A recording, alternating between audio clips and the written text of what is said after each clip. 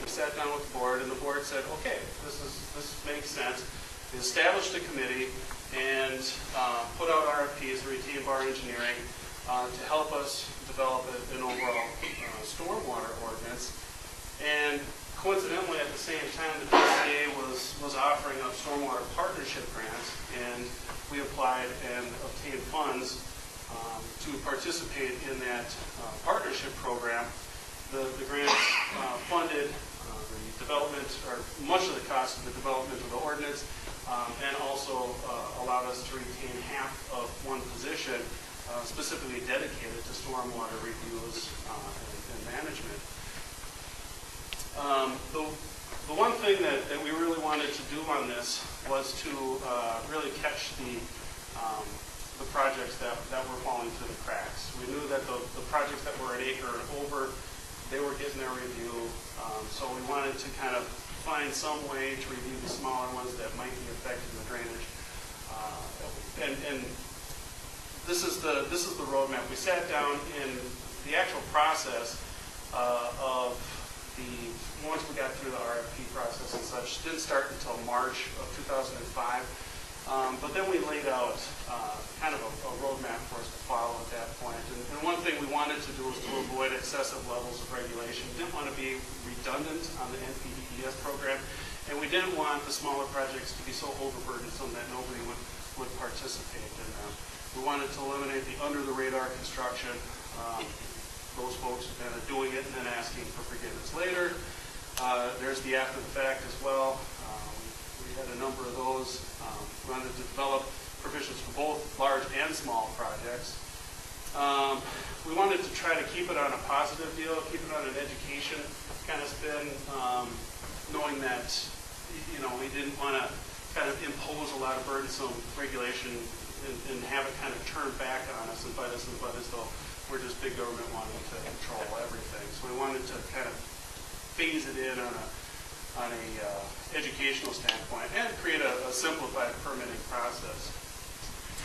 The targeted goal, of course, was to address the earth disturbance projects that would reasonably pose a potentially detrimental impact to nearby properties or area water resources. Now, we spent a lot of time looking at the area water resources, but what we've found is there's a lot of detrimental impacts to neighboring properties that don't in and of themselves necessarily have that much of a big impact on a water resource. The case in point was that project with the pouring all the sediment down and getting onto Highway 61. There was plenty of still drainage between that and Lake Superior, so chances are that really didn't cause a big problem to the Lake Superior itself, but it caused a big problem for Highway 61 and the culverts and everything there. So we wanted to not necessarily look at the water resource, but impacts on neighboring properties. And wanted to keep it on earth disturbance. We had a lot of talk about that as to whether or not,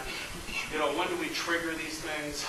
We wanted to trigger them when, not with people cutting down trees or doing this, but once the earth is kind of, the shovel's in the ground, something's actually happening with the dirt. And as I indicated, this was all spilled out and it plugged culverts and splashed up on the highway, but no real damage. And here's a small project, had a vegetative buffer in another place, and you can see it's coming overland through vegetation and was still able to cause detrimental impacts. And this is on a small project. So we wanted to try to encapsulate all of those. Now, one of the real nice things, and slow me down if you need to, but I'm kind of trying to plow through this so we can get to the lunch. We did what we hadn't done before with the development of an ordinance, and we haven't done it since, although it's not a bad idea. The state legislature, when they are, actually I think it gets into the rulemaking, the DNR and other places, it's not necessarily the legislature, but when the state agencies create new rules, they develop what's called a SONAR. It's a statement of needs and reasonableness. And it was a big deal for our committee to actually go through and identify, why are we doing this? What are the points that we want to hit? And have an explanation document behind the document, behind the ordinance itself, so that in the future, I know what the ordinance is about, our staff knows what, but in 10 years, if we turn it over, who else is going to know that? And plus our decision makers turn over on the Planning Commission and Board of Commissioners. So we have a sonar document that basically was developed to help explain all of the issues that we were addressing. We developed the ordinance into basically three main categories of projects: exempted, small, and large projects.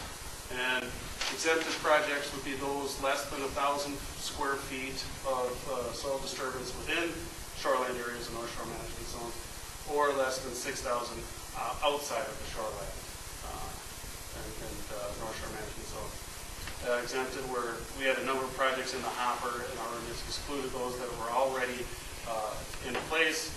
And we also excluded the installation and maintenance of fences and poles. For some reason, we wanted to expressly state that.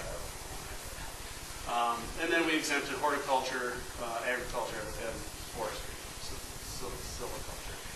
Now, examples of exempted projects are, the little type garden things in people's properties, and this is within shoreline, and this is outside of shoreline. This is, just a simple home.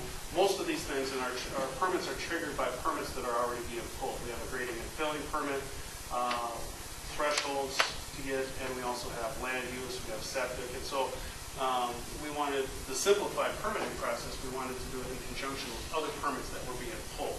So by and large, most of them are triggered via the grading and filling permits. Small projects would be those that are larger than 1,000 square feet inside shoreline, larger than 6,000 outside of shoreline or the North Shore Management Zone. And then we bring in fill and excavation. Oh no, this is the commercial one. Greater than 1,000 square feet, but less than 10,000 square feet for commercial industrial.